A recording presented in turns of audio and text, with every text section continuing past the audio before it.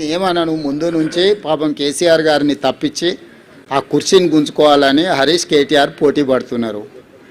So ఒకసారి వాళ్ళకి అవకాశం ఇస్తే వాళ్ళ పరిస్థితి ఏదో వాళ్ళకి అర్థం కావాలని కేసీఆర్ గారు మౌనంగా ఉన్నారని నేను అనుకుంటున్నా. కేసీఆర్ గారు క్రియాశీలక రాజకీయాలలో లేరు, వారి ఆరోగ్యం కూడా అంతంతగానే ఉంది. క్రియాశీలక రాజకీయాలలో లేకుండా ఆరోగ్యం అంతంతగా ఉన్న ఒక నాయకుడిని విమర్శించడం భావ్యం కాదని నేను భావిస్తున్నా. కేసీఆర్ గారు క్రియాశీలక రాజకీయాలకు వచ్చినప్పుడు తప్పకుండా వారి పట్ల నేను స్పందిస్తాను.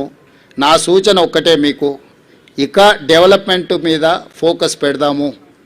రాబోయే 2 సంవత్సరాలు ఫోకస్డ్గా మన రాష్ట్రాన్ని అభివృద్ధి చేసుకుందాము, సంక్షేమ పథకాలు అమలు చేద్దాము, రాష్ట్ర ఆదాయాన్ని పెంచుకుందాము, వనరులను సమకూర్చుకుందాము, అభివృద్ధికి సహకరించండి అని ప్రధాన ప్రతిపక్షం హరీష్ కేటీఆర్కి చెప్తున్నా.